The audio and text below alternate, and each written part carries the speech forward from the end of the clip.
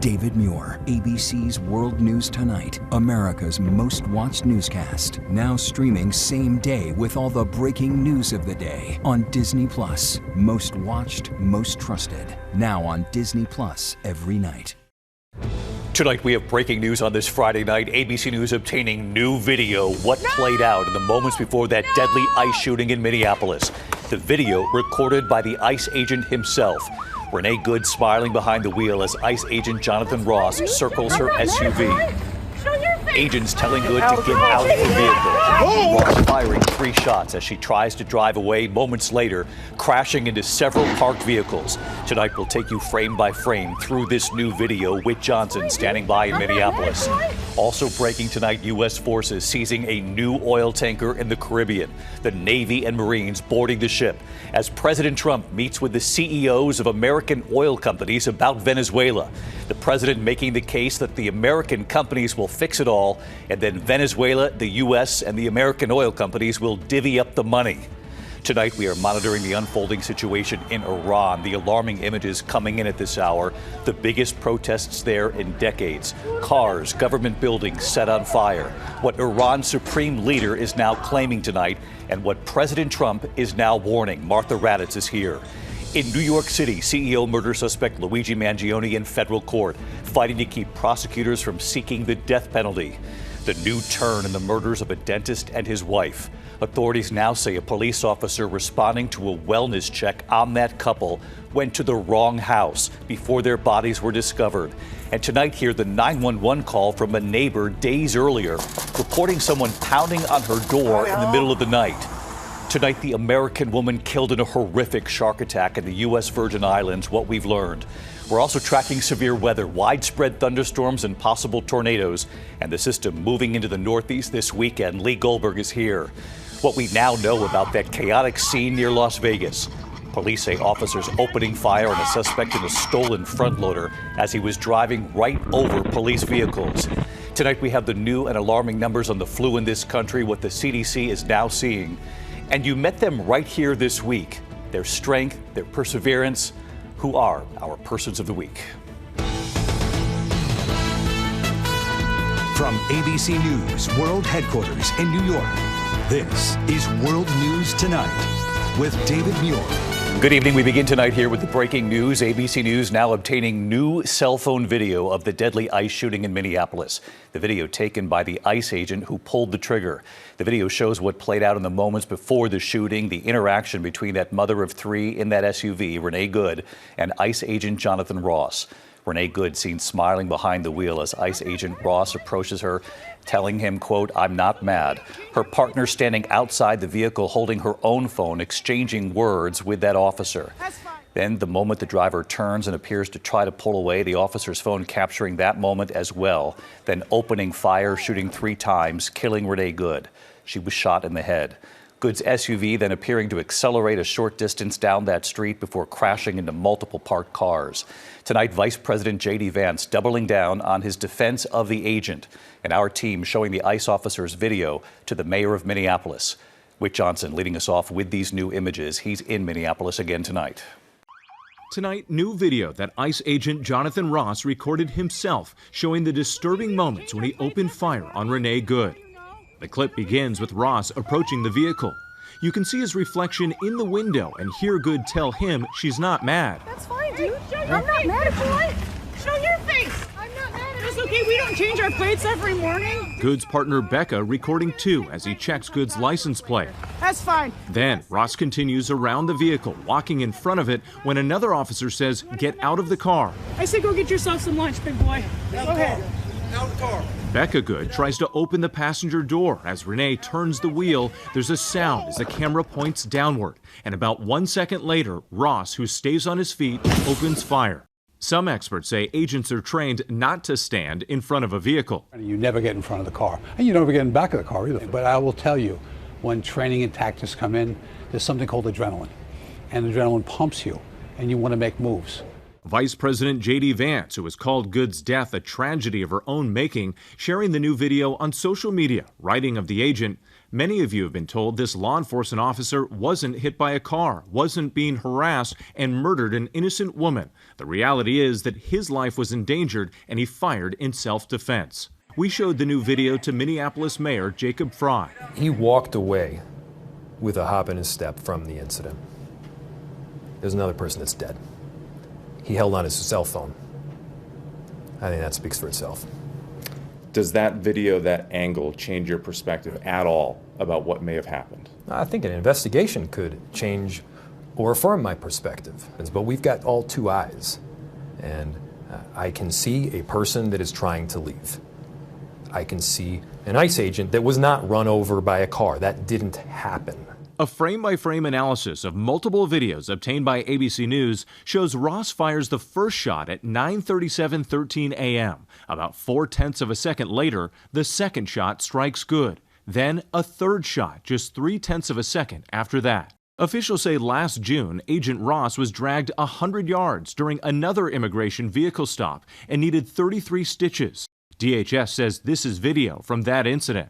The vice president highlighted it when defending that agent in the White House briefing Thursday. 33 stitches in his leg, so you think maybe he's a little bit sensitive about somebody ramming him with an automobile? The FBI is leading the investigation, but in a rare move not working with local authorities, who say the FBI has seized all evidence, including Good's vehicle. What happened is the FBI basically kicked them out. They blocked them out of critical evidence. And how unusual is that? As far as I can tell, extraordinarily unusual. Overnight, more protests in Minneapolis. Demonstrations also erupting in Portland, Oregon, after 2 people were shot by a Border Patrol agent. Authorities say the man and woman were affiliated with the Tren de Aragua gang, involved in a recent shooting, and the driver allegedly tried to run them over.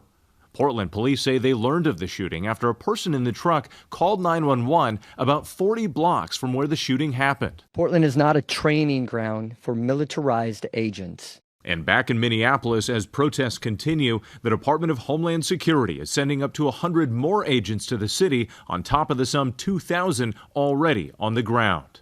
And David, Renee Good leaves behind 3 children. In a statement, her partner Becca saying in part, Renee was made of sunshine and lived by an overarching belief there is kindness in the world and we need to do everything we can to find it. Meanwhile, despite the outcry, DHS is continuing its operations across Minneapolis. David. Whit Johnson leading us off here again tonight. Whit, thank you. This evening, U.S. forces seizing a new oil tanker in the Caribbean. The images coming in, the Navy and Marines boarding the ship. It comes just days after the military operation, of course, taking Nicolas Maduro and his wife out of Venezuela.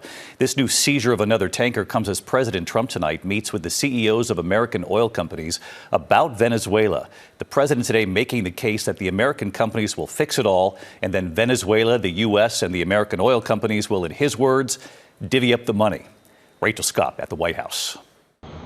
Tonight, just 6 days after Venezuelan President Nicolas Maduro arrived in New York to face trial, President Trump convening top oil executives at the White House to talk about divvying up Venezuela's oil, hoping to strike a $100 billion deal to rebuild the industry in Venezuela. We have to get them to invest, and then we have to get their money back as quickly as we can, and then we can divvy it all up between Venezuela, the United States, and them. The president making this pledge to the CEOs. And you'll have total safety, total security. The president did not say whether American troops would provide that security. We're going to work with the Venezuelan leaders and people, and we're going to have a very safe group, and they're going to also bring over some security with them. You know, these are not babies. Some of the CEOs, like Exxon chief Darren Woods, not sounding ready to commit. We've had our assets seized there twice, and so you can imagine to re-enter a third time would require some pretty significant changes. It's been less than a week since President Trump declared he was running Venezuela. Now the president escalating his threats to take Greenland by force from our NATO ally Denmark. I would like to make a deal, you know, the easy way, but if we don't do it the easy way, we're going to do it the hard way. Tonight, President Trump even questioning whether Greenland actually belongs to Denmark. The fact that they had a boat land there 500 years ago doesn't mean that they own the land. So today, the United States seizing its 5th oil tanker in the Caribbean. The president wants these oil executives to invest $100 billion towards rebuilding Venezuela, but many of the execs that we heard from in that room were not ready to get on board just yet, given just how unstable Venezuela is, David. Rachel Scott back with us tonight. Thank you, Rachel. Now to the alarming images coming in from Iran tonight. The biggest protests there in decades. Cars and government buildings set on fire. What Iran's supreme leader is now claiming tonight, and what President Trump is now warning. Here's Martha Raddatz. Tonight, violent protests intensifying across Iran as demonstrators risk death to defy a new warning from the supreme leader of an imminent crackdown. In the biggest anti-government demonstrations in years, crowds setting cars and government buildings on fire in Tehran and other major cities. Videos posted on social media show the violent escalation of the protests. Armed men seen opening fire in the street. Shocking video showing a man using a flamethrower against an officer. Some protesters chanting death to the Ayatollah, blasting the regime over Iran's failing economy and devastating inflation. The government cutting the internet in an attempt to stop people from organizing. Tonight in Tehran, Iran's supreme leader Ayatollah Khamenei saying protesters are destroying their own country to just, quote, please the U.S. president. Late today, President Trump making clear he is siding with the protesters. I tell the Iranian leaders, you better not start shooting because we'll start shooting too. Dozens of protesters have been killed, thousands more arrested, according to human rights groups. And David, tonight, President Trump saying his threat to Iran that we would start shooting if Iran killed protesters did not mean boots on the ground, but, quote, hitting them very, very hard where it hurts. David? Martha Raddatz live in Washington. Thank you, Martha. This evening here, the new turn in the murders of that dentist and his wife. Authorities now say a police officer responding to a wellness check on the couple went to the wrong house before their bodies were discovered. And now the 911 call from a neighbor days earlier reporting someone pounding on her door in the middle of the night. Here's Rhiannon Alley. Tonight, new body camera video showing police in Columbus, Ohio doing a wellness check at the wrong house about an hour before dentist Spencer Tepe and his wife Monique were found shot to death inside their home. The officer getting no response. Anybody home? Chief Elaine Bryant telling our affiliate WSYX. That officer, unfortunately, went to the wrong location initially as it related to that wellness check. A concerned friend going to the couple's house after the dentist didn't show up for work and then calling 911. Then friends spotting the husband in the bedroom in a pool of blood. There's a body. Police releasing surveillance video of a person of interest seen near the home between 2 and 5 a.m., the time frame of the murders, according to police. And tonight, ABC News obtaining this 911 call from a home on the same block as the Tepe house made 11 days earlier. In the same period of time, police believe the couple was killed. Somebody's knocking on my door. I think they're trying to get in. They're banging on my door. Okay, someone's banging and knocking. Do you know who this is? No. Columbus police tell ABC News at this time they have no indication that that phone call is connected to the Tepe investigation.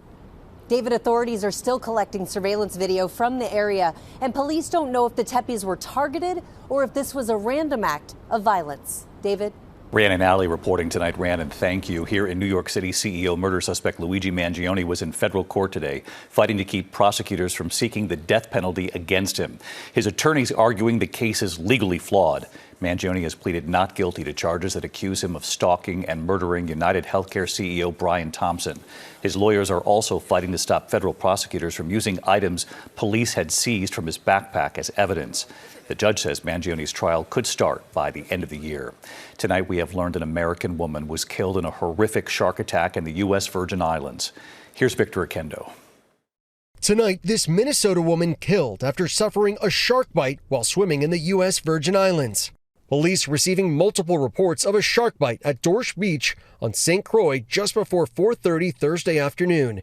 First responders indicating the woman lost her arm in the attack and later died. I was in my hotel room and I heard screaming coming from the beach. Nurse Christopher Carroll telling local media he was among the bystanders who raced to bring the woman to shore and render aid. I saw a large amount of blood in the water, and then I realized that it was some kind of a shark attack. They got her out of here as fast as they could, but I was just told that she didn't make it. Authorities identifying the victim as 56-year-old Minnesota resident Arlene Lillis, loved ones remembering her adventurous spirit. She loves snorkeling. She loves to be in the water. That's her thing. That's what she loves about this island. The governor of the Virgin Islands thanked those bystanders who rushed in to help and said his heart goes out to the victim's loved ones. David? Just an awful story. Victor Oquendo. Thank you, Victor. Tonight we're also tracking severe weather, widespread thunderstorms, possible tornadoes, and the system then moving into the northeast this weekend. Flood watches spanning multiple states at this hour, stretching from Louisiana to Tennessee. Several tornadoes touching down in Oklahoma and Mississippi in the last 24 hours. Homes and buildings badly damaged. That rain then moving up the East Coast tomorrow. So let's get right to WABC Chief Meteorologist Lee Goldberg, back with us again tonight. Hey, Lee. David, dangerous situation. Louisiana, we've had multiple tornado warnings and a serious flood situation south of Birmingham, Alabama. The severe threat from Texas all the way over to Mississippi and Alabama this evening, but that morphs into more of a flood threat during the overnight with drenching downpours. We've had 3 tornado reports over Mississippi. That heavy rain is going to spread northward all the way up to the mid-Atlantic, D.C. and Atlantic City getting soaked tomorrow, even here in New York City by afternoon. You see those flood warnings down south. We could get up to 1 inch in New York City, 1 inch or 2 in D.C., but up to 4 inches in the south. On the cold side of the storm, several inches near Chicago. We might see some flakes at the Bears-Packers game. David. We'll look for that as well. Lee Goldberg tonight. Thanks. To the economy now, the U.S. adding just 50,000 jobs last month, signaling slowing job growth. 2025 was the worst year for hiring since 2020. Unemployment at 4.4%. Many analysts believe the Fed, though, will see no need now to cut interest rates, at least for now. The Dow ending the week on that news, a record high, gaining 237 points, closing at 49,504. When we come back on this busy Friday night, the new and alarming numbers coming in on the flu, what the CDC is seeing. Also ahead, and this is disturbing here, these images coming in tonight, an explosive device thrown at the head of a lawmaker. We'll have more on her condition here in just a moment. And then look at this. We are learning more this evening about that chaos that unfolded. The suspect in a front loader driving over police vehicles, police then opening fire. A lot more news ahead. We'll be right back here. Tonight, the disturbing video of a Honduran lawmaker being targeted, an explosive device thrown at her head just as she was about to address reporters. That lawmaker remains hospitalized but is in stable condition tonight. Several other lawmakers suffering minor injuries. It comes amid rising tensions there after their disputed presidential election. Back in the U.S. tonight and near Las Vegas, we're learning more about that wild rampage at a construction site. Police say a suspect stole a 39,000-pound front loader and drove over 2 patrol cars with it. Officers opening fire after they say the suspect refused to stop. That suspect hit twice by gunfire, now out of the hospital tonight facing multiple charges. When we come back here in the broadcast, the new and alarming numbers just in tonight on the flu and what the CDC is reporting about young children tonight. And you met them right here, who are our persons of the week. To the index of other news tonight, new numbers this evening on this surge of flu cases from the CDC across the country. 15 million cases so far this season, with children being hit especially hard. More than 40 states now reporting high or very high flu cases. Walgreens tonight saying demand for at-home tests and medicines increasing 155% in just 3 weeks. Tonight, a new study warning of a potential link between common food preservatives used to extend the shelf life of deli meats and some cereals and cancer. Researchers found consuming the preservatives used in foods like deli meats, bacon, breakfast cereal is associated with a higher risk of developing cancer. They say the study shows an association with developing cancer, but not proof that preservatives directly cause cancer. When we come back on this Friday night, we promised to go back, and what we found was quite something. The strength, determination. Who is our person of the week? Finally tonight, this week, we went back. The California fires 1 year later. The strength of so many.